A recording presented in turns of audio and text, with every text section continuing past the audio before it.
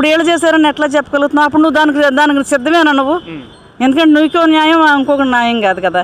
ఇంటికే న్యాయం చేసుకుని నువ్వు ఇంట్లోనే గెలిచి ఎక్కడ ఏంటి జనాల ముందుకు రా, జనాల మాటలు విను. ఇంత స్వెటర్లు వేసుకున్నా అక్కడ మెలగలేము.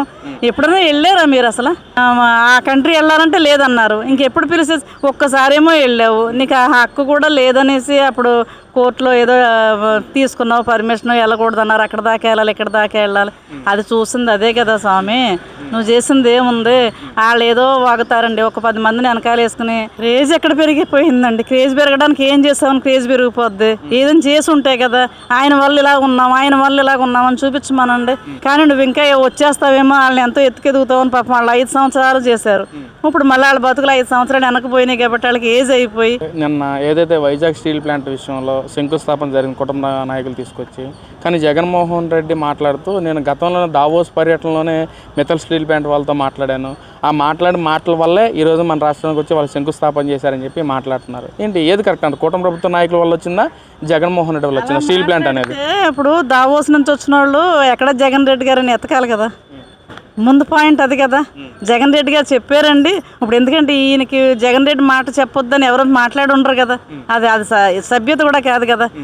అలా చెప్పుంటే నన్ను లాస్ట్ ఇయర్ వచ్చే టైంలోనే నన్ను జగన్ రెడ్డి గారు తీసుకొచ్చారండి. వచ్చే టైంలో నేను ఆగిపోయాను, మళ్ళీ ఇప్పుడు వచ్చానని ఆయన చెప్పుంటే నీ భజన కరెక్టే. నువ్వు అది మాట్లాడు. తీసుకొచ్చానంటే ఎక్కడ తీసుకొచ్చాను? ప్రెస్ మీట్ పెట్టావా? పలానా అప్పుడు వస్తుంది, మీరు అందరూ సిద్ధంగా ఉండండి అని ఏమైనా చెప్పావా? ఇప్పుడు అక్కడ మీటింగ్ జరిగిన తర్వాత నేనే తీసుకొచ్చానంటే నవ్విపోతారు స్వామి. అవన్నీ మార్చుకో. నీకు అక్కడే మరి నీకు తెలివితేటలు ఉందో లేదో మాకు అర్థం కావట్లేదు. నిన్ను ఎలాగా అర్థం చేసుకోవాలనేది కూడా జనాలకు కూడా అర్థం కావట్లేదు. అంటే గతంలో అదే జగన్మోహన్ రెడ్డి కానీ, అదే ఐటీ శాఖ మంత్రి కానీ దావోస్లో -0 degrees చలి ఉంటుంది, మేము వెళ్ళలేము, బయటికి రాని స్థితిలో ఉన్నామని చెప్పి మాట్లాడిన మనుషులు ఈ రోజున ప్రతి కంపెనీ వస్తున్నప్పుడు మేమే తీసుకొచ్చామని చెప్పి గొప్పలు చెప్పడం ఎంతవరకు కరెక్ట్ అంటారు? అసలు అదే కదా. ఇంత స్వెటర్లు వేసుకున్నా అక్కడ మెలగలేము. ఎప్పుడైనా వెళ్ళారా మీరు? అసలు 3 సంవత్సరాలు మీకు కోవిడ్తో సరిపోయింది కదా. ఆ కంట్రీ వెళ్ళాలంటే లేదన్నారు. ఇంకెప్పుడు పిలిచే ఒక్కసారేమో వెళ్ళావు, నీకు ఆ హక్కు కూడా లేదనేసి అప్పుడు కోర్టులో ఏదో తీసుకున్నావు పర్మిషన్, వెళ్ళకూడదన్నారు. అక్కడ దాకా వెళ్ళాలి, ఇక్కడ దాకా వెళ్ళాలి. అది చూసింది అదే కదా స్వామి. నువ్వు చేసింది ఏముంది? వాళ్ళు ఏదో వాగుతారండి, ఒక 10 మందిని వెనకాల వేసుకుని. ఆయన ఆ 10 మంది మూలన ఇంకా డ్యామేజ్ అయిపోతున్నావు. అది అర్థం చేసుకో. ఉన్నది చెప్పు, చేసింది చెప్పు, చెయ్యాల్సింది చెప్పు, బాగుంటుంది. రేపొద్దున అందరికీ నచ్చుతావు. తల్లికి నచ్చలేదు, చెల్లికి నచ్చలేదు అంటే అదేంటో అక్కడ క్లారిటీ చేసుకో. వాళ్ళిద్దరూ రోడ్డు ఎక్కేసేసరికి నీ పరువు పోతుంది కదా. ఒక కుటుంబంలోని ఇప్పుడు ఎవరైనా సరే నీకు తల్లికే చేయలేవు, చెల్లికే చేయలేవు అనిపోతున్నారు కదా. అది ముందు చక్కగా సరిదిద్దుకుని, నేను ఇలా చేశాను అమ్మ, మీరు ఇలా మాట్లాడండి, ఇలా మాట్లాడారు కాబట్టి నేను మైనస్ అయిపోయాను, మీకు జరిగింది ఇది, న్యాయం చేశాను, మంచి చేశాను, ఇంక మీరు నా కోసం ఏ రకంగా మాట్లాడదలుచుకున్నారో నాళ్ళకే వదిలేసాయి. అప్పుడు వాళ్ళే వచ్చి ప్రెస్ మీట్ పెడతారు, నా కొడుకు తప్పు చేయలేదు, మీరు అందరూ మాట్లాడింది రాంగ్ అని చెప్పేసి. షర్మిలా గారు కూడా మాట్లాడుతూ ఈ రోజున వైసీపీ నాయకులంతా కుక్కలు అని చెప్పి కూడా ఒక వ్యంగ్యంగా మాట్లాడుతూ, అంటే వైసీపీ నాయకులు మాట్లాడిన మంచి నాయకులు ఎవరు లేరు, మొత్తం కుక్కలతో పోల్చారు ఆవిడ. ఆ విధంగా చేసిన అవసరం ఏంటంటారు అసలు? అదే కదా, అదే అంటుంటా. అలాంటివన్నీ వింటే ఆయనకి అర్థం అవుద్ది. మరి వింటున్నాడో లేదో తెలియదు. ఒకవేళ ఆయన వినకపోయినా ఆయన భార్య అన్న విని, ఆడపడుచు బాధ ఏంటో, అత్తగారి బాధ ఏంటో విని ఆయన చెప్పి, ఇలా కాదు మనం ఇలా సర్దుకోవాలి, మన ఫ్యామిలీ, మనకి ఎన్ని కోట్లు ఉంటే మనం ఏం చేసుకుంటాం, పేరు పోగొట్టుకున్నా కానీ ఒక ఆడపడుచుని బాధించడం, అత్తగారిని బాధించడం కరెక్ట్ కాదు స్వామి అని చెప్పేసి వాళ్ళ భర్తకు చెప్పుకుంటే వింటాడో మరి వినడో, మరి లేకపోతే చెప్పే ఉందో వినలేదో. ఈ 10 మందిని పక్కన పెట్టుకుని 10 మందితో భజన చేయకుండా అలా ఫ్యామిలీ పరంగా ఆలోచించావంటే రేపొద్దున దేనికన్నా ముందుకొచ్చినా నీకు జనాలు వచ్చేస్తున్నారు అనుకుంటున్నామేమో. జనాలను రెచ్చగొట్టి జనాలను తీసుకొచ్చే బాధ్యత అయితే ఈ 10 మందికే ఉంది. ఎందుకంటే వీళ్ళకి ఉన్న కుట్ల డబ్బుతోటి వచ్చేస్తారు. ఇంత జనం వస్తున్నారు, నువ్వు మోసపోబాక. అంటే జనం కూడా జగన్మోహన్ రెడ్డి క్రేజ్ పెరిగింది, అందుకే జనం పెరిగిపోయింది, అందుకే జగన్మోహన్ రెడ్డి చూడటానికి వస్తున్నారు. రేపు జరగబోయే ఎలక్షన్స్లో కూడా పెద్ద పెట్టేసి గెలిపించడానికి సిద్ధంగా ఉన్నారు. ఇప్పుడు ఏమి అసెంబ్లీ స్థానాలు కూడా పెరిగినవి, 263 స్థానాలు మళ్ళీ గెలిచేది మనమే అని చెప్పి కూడా ధీమా వ్యక్తం చేస్తూ ఉన్నారమ్మా. మరి క్రేజ్ ఎక్కడ పెరిగిపోయిందండి? క్రేజ్ పెరగడానికి ఏం చేస్తామని క్రేజ్ పెరిగిపోద్ది? ఏదైనా చేసి ఉంటాయి కదా. ఆయన వల్ల ఇలాగ ఉన్నామని చూపించమనండి. ఏంటి, ఒక ఏళ్ళని పెట్టాడేమో, సచివాలయం సిబ్బందిని తీసేస్తాడు, ఆయన పర్మనెంట్ చేయలేదు, విఎంసీ వాళ్ళని పర్మనెంట్ చేయలేదు, ఈ వారంటీస్ని పెట్టావు.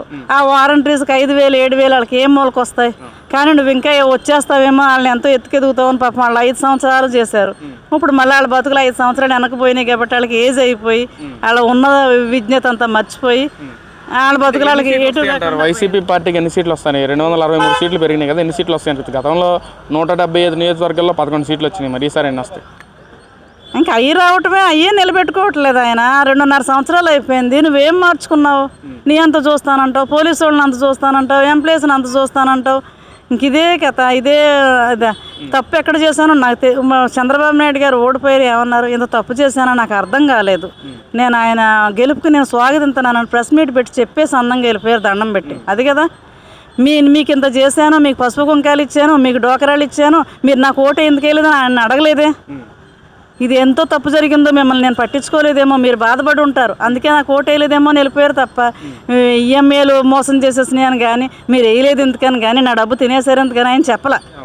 నువ్వు మళ్ళీ ఇది మొదలు పెట్టావు అంటే నువ్వు 150 గెలుచుకున్నప్పుడు ఈఎంఏలు నువ్వు చేసుంటే అప్పుడు మరి ఏళ్ళు చేసి ఉంటారనుకోవాలి కదా. ఇప్పుడు ఏళ్ళు చేశారని ఎట్లా చెప్పగలుగుతున్నావు? అప్పుడు నువ్వు దానికి సిద్ధమేనా నువ్వు? ఎందుకంటే నువ్వుకో న్యాయం, ఇంకొక న్యాయం కాదు కదా. ఇంటికే న్యాయం చేసుకుని నువ్వు ఇంట్లోనే గెలిచి ఎక్కడ ఏంటి జనాల ముందుకు రా, జనాల మాటలు విను, జనాలకి ఫోన్లో మాట్లాడు, లేకపోతే డైరెక్ట్గా మాట్లాడు. ఏంటమ్మా మీకు ఎక్కడ వచ్చింది, ఏం చేయాలి నేనని. అంతేగాని ఓ పెద్దిరెడ్డినో, ఒక పీకే మంత్రినో, ఒక బూతుల మంత్రినో పెట్టుకుని వాళ్ళని ఏం జరుగుతుందని అడిగి వాళ్ళు ఏమో రెచ్చిపోయి మేము చంద్రబాబుని తిట్టేస్తాం, చంద్రబాబుని కొడుకుని తిట్టేస్తాం, మన ప్రభుత్వం వచ్చేస్తుంది, మాకెందుకండి, మనం వెనక కొన్ని లక్షల మంది ఉన్నారు, కోట్ల మంది ఉన్నారని నీకు చెప్పే భజన మానేసుకుని అసలు ఇదంతా నీకు వెనకాల వచ్చినా కూడా నీ మీటింగ్కి వచ్చిన వాళ్ళు అందరూ దాంట్లో 10% ఓటేస్తారు. అమ్మ నమస్తే అమ్మ. ఏంటి మరి ఈ రోజున వైఎస్ విజయమ్మ రాసిన లేఖ బాగా హల్చల్ అవుతున్న పరిస్థితి రాష్ట్ర రాజకీయ వ్యవస్థలో. ఒక పక్కన జగన్మోహన్ రెడ్డి గారేమో ఆస్తి నేను ఎవరికి ఇవ్వను, నా పేరు మీద ఉంచుకుంటా అని చెప్పి ఆయన మాట్లాడుతున్నారు.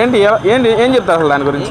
ఇప్పుడు జగన్మోహన్ రెడ్డి, వైఎస్ రాజశేఖర రెడ్డి గారు ఆ రోజు హయాంలో ఉన్నప్పుడే అందరికీ సమానంగా అని చెప్పి ఇద్దరు భార్యాభర్తలు ఇద్దరు నిర్ణయించుకుని ఆస్తి జగన్ గారి పిల్లలకి, మా ఇటు కూతురు షర్మిల పిల్లలకి అందరికి సమానం అన్నారు. ఈ రోజు వచ్చి జగన్ గారు ఆస్తి మొత్తం నాదంటే ఎలా కుదిరితే? ఇప్పుడు ఏ ఆస్తి వచ్చినా ఎన్టీఆర్ గారు ఆ హయాంలోనే కూతుర్లకి కొడుకులకి సమాన హక్కు ఉందని ఆ రోజే అన్నారు. ఇవాళ ఈయన ఇలా చేస్తుంటే రేపొద్దున మన దేశాన్ని, మన ఆంధ్ర రాష్ట్రాన్ని ఏం చేస్తాడండి మన జగన్మోహన్ రెడ్డి గారు? ఇవాళ వీళ్ళకి న్యాయం చేయలేడు, రేపొద్దు ప్రజలకే న్యాయం చేస్తాడు.